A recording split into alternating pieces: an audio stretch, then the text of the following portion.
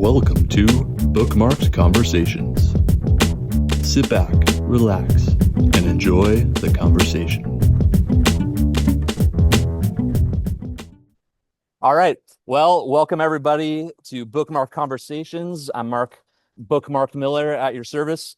And today we've got Madeleine Kleppinger on the line, author of My Brother's Mark, February 2025 release. And thanks for joining us today. Thanks for having me, Mark. I'm really excited to get a chance to talk about this with you. Sure. No, I love your book. I mean, just even I was looking back at the scenes where there's food in it, like pastries and these, are they called kolaches? Like Yeah. Okay. Yep. They're Now, like a Czech donut, stuffed donut is the way I kind of think about it. okay. Well, could you give us like the elevator pitch of like someone who is picking this book up for the first time? What would they what journey would they start going on when they start reading your book? Yeah, of course. What's about, My brother's Mark is and no connection there, just kind of happened that way. Yeah. But My Brother's Mark is for people who love historical fiction, and have a real passion for understanding the people stories behind major historical events. It specifically takes place in the late 50s and 1960s in Czechoslovakia, before and after the Iron Curtain comes down. It follows a young woman's, we'll call it defecting journey. She Okay. leaves out of Czechoslovakia because of a couple circumstances out of her control, and she doesn't look back until many years later, when there's a couple series of events in her life that force her to return home. And it's her journey and all the highs and lows of that in between. Very nice, very nice. Now, I mean, when I read this story, actually like more than one time, I found it super compelling, very down to earth. Like I feel like the meat and potatoes journey of like real human beings, like it seemed very real, even though it's like historical fiction. But I guess I mean, there's a couple of questions I want to ask. But so first of all, how did you capture? I mean, first of all, like who even is familiar with Czechoslovakia? When it once existed, and in that in that time frame, like with the Prague Spring and all that, like meanwhile, like the hippie movement in stateside, Summer of Love and all that stuff, it was kind of in, MLK being assassinated. We're all kind of in that, or even like the moon landing was all kind of in that later 60s decade moment in time. And then, I feel like the USSR with the space race and Cold War usually takes a lot of like time off of people's reading lists or whatever you want to say. But how did you land upon that you wanted to tell this story specifically centered on the Czechoslovakian world? Where did you discover it, or like why was it the right story for you? Yeah, that's a super loaded question, Sorry. but Yeah. I definitely have always been drawn to history that is close enough for us to touch, if that makes sense. While I have an appreciation for our ancient history, there's something really incredible to me about meeting someone from a little bit older generation that has this experience that's like, wait, that's something I can almost touch, or we're one generation removed from that, or we're 10 years removed from that, and yet it shaped us. And so there are quite a bit of people who experienced today that were pre and post USSR, Iron Curtain, Cold War, all that stuff. And it was part of daily life for a period of time. And we look back on it and go, oh my gosh, I can't believe that happened. Yeah. But then we also get the tag of in our lifetime. And so that was originally one of the huge draws to me for finding out this thing called the Prague Spring that happened in Czechoslovakia in the 1960s. But it was an even closer experience that really got me.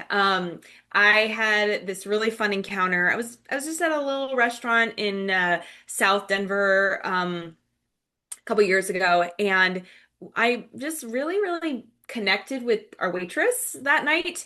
Yeah. She had just a very beautiful, quiet mannerism about her. She was very hospitable, but not like gushy that we're used to in the United Okay. States. She Yeah. was had Yeah. a just like a calm, confidence presence, but she was so gracious and hospitable. And I was like, coming from the United States where we're very low and over the top, I was like, she is different, and I really, really appreciated being around her. And eventually we got to talking, but she was always very reserved about her details. And towards the end of the dinner, this was kind of one of those dinners you take your time at. Yeah. I finally was like, I don't want to put you on the spot, but would you mind telling me a little bit about where you're from and like Uh-huh. how you ended up in this tiny little place called Sedalia, Colorado? It's a Uh-huh. mountain town. Okay. And without even a warning, she goes, "Well, I'm from a little country that you probably have never heard of.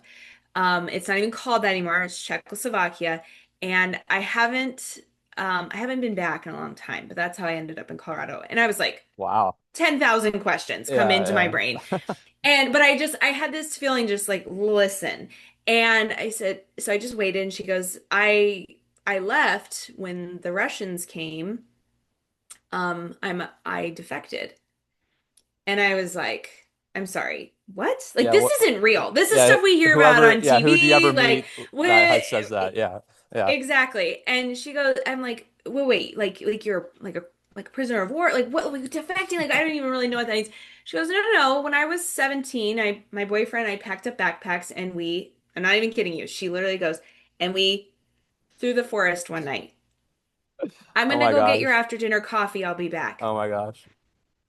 Yeah, I need to visit And that restaurant someday. But yeah, yeah, continue. Yeah. right. And so I literally was like, you through the forest? Like this can't be real. And Yeah. I forget even why I was at dinner. I don't even remember who I was with. I mean, I went Okay. home that night and I was like Googling like a mad person, defectors, communism, Czechoslovakia, and to find out that there is this huge populace out of Eastern Europe that had to leave their homes, leave everything behind, Hmm. literally walk through the forest under cover of Wow. darkness, to survive.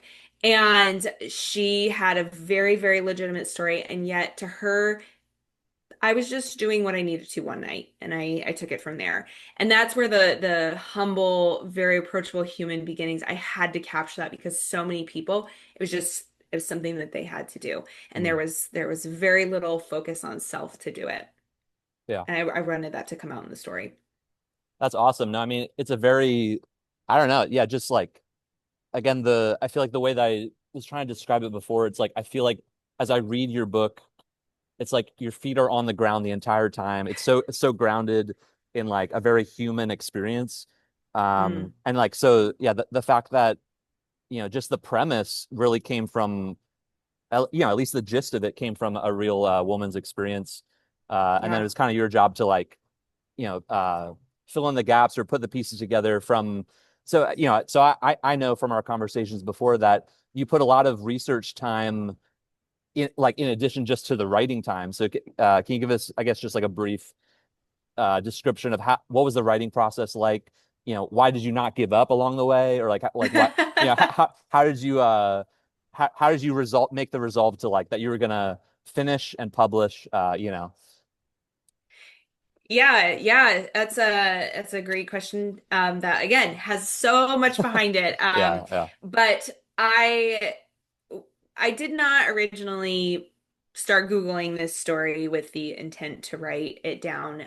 It obviously is an experience I have not lived, and I take that very, very seriously. Um, and at the time that I had heard the story, I wasn't actually a writer. I was a prolific journaler. I constantly was like penning things down. I didn't even realize that was something I did as a hobby until I had a career shift that opened up all this time. It was like, oh my gosh, I'm surrounded by paper and post-it notes all over my house. yeah, So what ended up happening is my deep curiosity in the human experience of a defector, of someone who had been forced to leave their home, that was trying to survive after a war or a really, really intense political conflict. I just kind of kept finding these themes with people. That it was like their circumstances were all over the map, but yet there was these common threads between a lot of these people's stories. And so I really started to like identify them the more that I researched. And I was like, this could be a story that connects people. yeah. Yeah. So that they don't feel so alone in these experiences. Mm. And so I was like, but I have to be genuine. It has to feel like the real experience. So that's where the hordes and hordes of hours of research came. And I Mm. had a very fortunate, I don't think it's coincidental. I think it was very intentional. Yeah. I happened to move down the street from the National Czech and Slovak Museum in Cedar Rapids, Wow. Iowa. And go figure, on a rainy afternoon, just finding something to do, I stumble into this library and find hundreds of different stories of defectors and a giant digital oral history collection Mm. from people who had become um, refugees, political refugees in the United Okay. States and Canada, Yeah. and also just immigrant journals and Wow. It's like a treasure family trove. recipe books. Oh Yeah. my Oh, gosh. yeah. It was so, and I was addicted. I was like, I have to consume all this. And Did you ever eventually it was try like, any of the recipes? oh yeah, Okay. we have Okay. had, Okay. Okay. yeah, we'll get Yeah. back to Okay. Yeah. that. Yeah. Precursor, I can't say that Czech cuisine is my favorite, but Yeah. it's passable. It's Okay. passable. Yeah. There's No, better that's ones than okay. others. Yeah. It's okay. Yeah. Yeah. So, anyways, over time, that research process, I got paid attention to by the librarians. Like, so why are you here? And people who Uh, saw all of my journals and my writing. So why are you writing? And then eventually, it was like, I need to do something with this, because there's a compulsion in my heart, and I think a lot of writers I meet, there's this compulsion that it has to come yeah. out, So, and are you saying that you basically were compulsively researching it just because it was so amazing or like so compelling, yeah, it gotten your attention so much that you hadn't yet decided you actually want to write something about it? Is that yeah. pretty okay? Wow. Wow. Yeah. And thankfully, writers need direction and also people who push them off the ledge. And Yeah. I was very lucky to have both. The direction was the focus of the story in the book and the time period, and then the friends or really, really good influences in my life that shoved me off the ledge. One of them being Mark. Were like, your work needs to become something. Yeah. Go bear Yeah. fruit. Yeah. Turn Yeah. this into something that we Yeah. can all use and enjoy. It's not about you. Yeah. And then it one day all that came into what we have now, a book. That's awesome. That's awesome that you just followed the momentum. I've always told people follow the flow in writing, but you were doing that even before you really discovered the fact that you were so compelled that you needed to write or make something of it. But yeah, Yeah. it's awesome that you were willing to invest the time and the energy to make something that would truly I feel like is actually it's giving the world something that it didn't have before, with your book and because like you're evoking real people's lived experiences in of course it's like uh a dramatized certain type of way, but the fact that Hmm. you're pulling from so many people's oral stories and journals and notes that it's really like you're just kind of compositing very real life stories in a way that's easily digestible in one novel. But it's like there's literally thousands of novels that could have been written from these people's lives that it's like you're kind of doing justice Yeah. by offering something from that, I would say, very underrepresented time and history and place in the world. Yes. And but yeah, I guess as briefly as possible, uh, what was it like, the reception, or like what opportunities have you had to share the book out in the wide world? How has that been for you? Yeah, that's been so probably maybe the most surprising part of this entire thing is I am getting attention from the places that I wouldn't necessarily expect. So, for example, the Czech Museum and Library um, ended up being one of my biggest supporters in this whole thing. They want their population to be represented and represented well. And so the continuous like, okay, we're gonna have an author talk, we're gonna promote this on the website, we are going to connect you with different groups so that people can know this story. And I think that was one of my most surprising, but also most encouraging connections that I've made since. The second that has also really, really shocked me and been just so much fun is all of the indie bookstores that really, really do a lot of like community supported events. They want people to see their neighbor writing. Yeah, yeah. And so I have gotten lots of invitations to go speak at my local library, go work at this indie bookstore, teach a class, share a That's story, awesome. lead book discussion, Yeah, good whatever for it is. you. Yeah. And people are like, "Oh, you live in my neighborhood." And it's just like this weird, Oh amazing my gosh. connection. And then what's cool is it fuels other people to Yeah, compulsively finish their story yeah. too. That's so So awesome. writers beget Yeah. writers. Yeah. So That's yeah. awesome. But yeah, and so one of the venues is like technically affiliated with the Smithsonian, right? Or like it's under the umbrella of their branches, I Yes. guess, right? Yes. Which one was that? Yep. So now the National Czech and Slovak Museum in Cedar Rapids was actually a pretty big project of the late Madam Secretary Madeleine Albright, and someone I deeply respect. Our names are the same, and I just have always loved her story.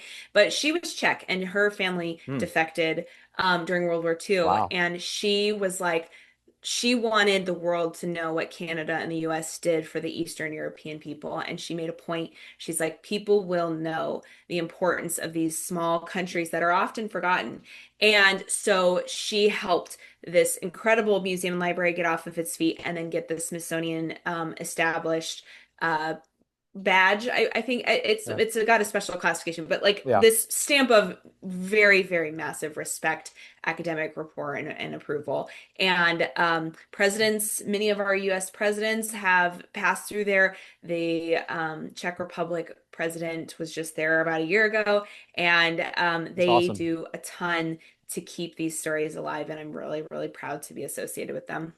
That's great. That's an awesome opportunity. And yeah, congrats again for being yeah, just willing to fo follow the breadcrumbs and yeah, and taking every opportunity that comes your way. So,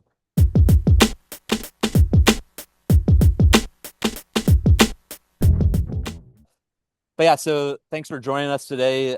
Any final thoughts? I know just talking about the opportunities to share your book with the world has been very fulfilling. I know for me that every time I've written a book where I didn't have to write the book, but that I did it anyway, just out of sheer joy or sheer curiosity, that it's always been like super worth it. And just, Yeah. you kind of figure out the process along the way. But yeah, having a good team of people makes it all the more helpful. But yeah, what would you say to someone who, I don't know, maybe has an idea or they're kind of iffy of like, is it worth writing the book? Is it worth, going through the trouble of publishing it and stuff? But yeah, what would you say to someone who has enough of a curiosity, their curiosity is piqued or they have something they're passionate about, but haven't maybe haven't been convinced to take that first step yet? Hmm. Well, I think going a little bit backwards on what you had just said, Mark, I can't, I cannot emphasize enough how important it is to do this with people.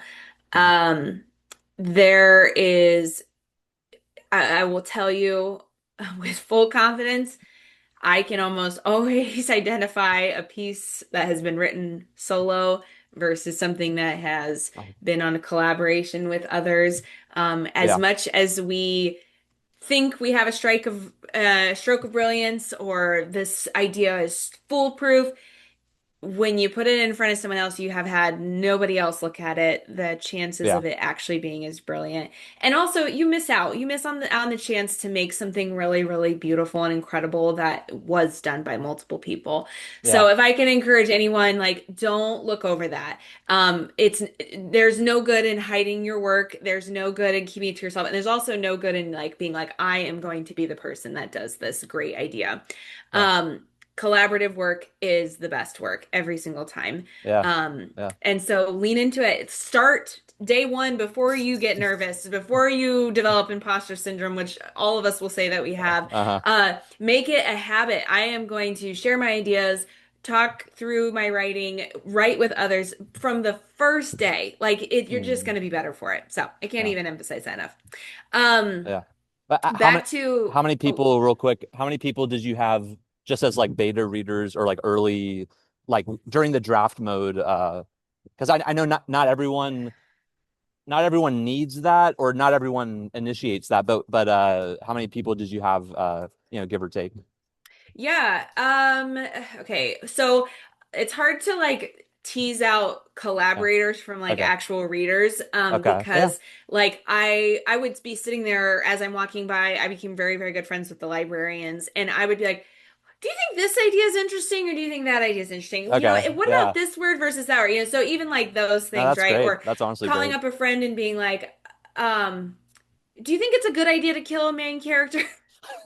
Oh my Right? gosh. Like, I Oh my mean, gosh. right? Wow. It's all those ideas that you think are so smart in your own head, and you talk Uh, to someone else loud, and they're like, "That's an awful idea," okay. or "Yes, absolutely." And the protagonist, I love for them to Oh my be, and, gosh. whatever. No, Yeah. I'm Yeah. sorry, not to Yeah. take a morbid Yeah. turn, but Yeah. and anyways, so but I had three very, very serious, like I specifically had a full manuscript for them. I had guided how to beta read my Okay. thing, and then a timeline Okay. and a monetary gift for my first three beta readers. I wanted That's them to take awesome. it very seriously and give Yeah. them a Yeah. return. Yeah. I had two more like test subject readers, and then of course professional copy edit twice. And then I had five initial, like, I wanted to make sure that it was prepped for like the launch, five readers after that. Okay. So Wow. seven, I lost count. Well, yeah, Five, 12, it's 12? yeah, it's kind of like yeah, I mean, it's kind of like you're assembling like a basketball team, or like any, Oh, yeah. fill in whatever For different sport, roles. Yeah, yeah. Yeah. That's And super good. Yeah. Yeah. that's going to be different for every person. Historical fiction novels are a journey, literally, and people aren't Hmm. just like consuming through these. The same goes for the writing process. So take that with a grain of salt. You might have a chance to put it like if you have a shorter book through a lot more beta readers, or you're like, no, I really just need one to make sure that this reads without Yeah. plot holes. It's totally up to the project. I had a lot of things that I needed my readers to check for. Okay. Yeah, yeah. Well, it definitely shows that you put the time, the effort, and just like being very proactive. I think I would say, even from my vantage point during the process of editing and all that, you're definitely always proactive to make it the best that it could be. And while you're leaning on other people's strengths or their support throughout the process, I think you did a good job at, yeah, just being proactive of like you're like scooting it in the right direction, and other people, it's kind of like the that ice sport, curling, where it's like Yes, yes. you always gave a great like initial push, and then it's like a couple other people were doing the squeegee action. I did not think I'd be mentioning curling today, but no, but yeah, I it's didn't very true, either, but because it's very it's fitting. like each beta reader and each passive editing just adds those extra little millimeters of ice, and Oh yeah. Oh yeah, yeah. no, Like yeah, I yeah, can't even emphasize like a professional copy edit. Like I write, I sometimes, and not just cringe. I sometimes read some of my early drafts and I'm like, where was this going? And knowing like after uh, a copy edit that it's sharp, it's clear, it's the pictures are beautiful, the word pictures, and mm, a good copy edit can do that. I can't uh, emphasize that enough. Like it transformed the script completely. yeah, yeah. Yeah, because another, I'll probably wrap up on this note, but yeah, one other recollection from my end of the equation that I honestly wish more authors would take that initiative is, I feel like you did an excellent job at actually wanting to learn through the process, like how can I improve my writing? And I mean, like, Yeah. some people don't have time for it, or like it may just be partly like personality or time or whatever the case. But yeah, no, I definitely encourage authors to be as proactive as possible, be as like it's not just the document that's being, reshaped or edited, or like, it's not just the words that are being malleable, but like as much as you can, if an author can also have that like flexible, malleable attitude of like, I want my book to be better than it was to start, but I also want to learn of like, how do I, even if it's just like the nitty gritty of like, oh, I tend to miss commas in this one certain type of construction of, starting or ending a sentence or whatever the case may be. Or just, I found over the years that writers have different quirks, or like they'll kind of fall back on a certain phrase or a certain way of phrasing things. We can't help ourselves. Yeah. We get lazy. But yeah, I mean, it happens to me too. So it's, having fresh eyes on it is always super helpful. But yeah, it's my job to like help people freshen up. If you're going to say something the same thing, like if you're going to relay very similar information, try to spice it up, or like say it a different way, even if you have to be kind of repetitive for whatever the scene might involve. But yeah, no, it was definitely a dynamic editing and writing process, and I'm glad I got to share that with you along the way.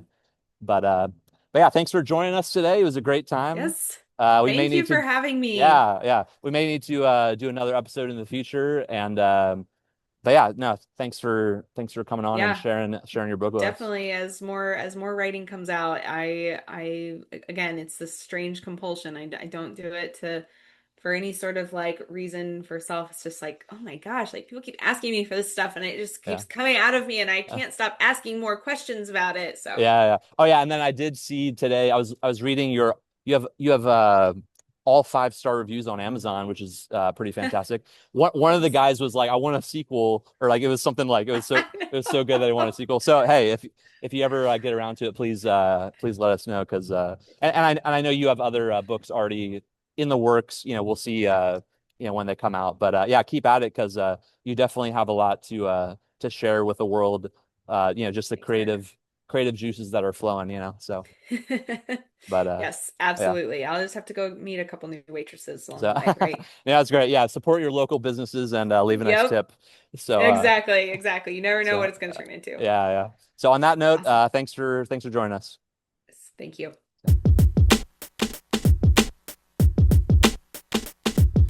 Thank you for joining Bookmarked Conversations. We'll catch you next time.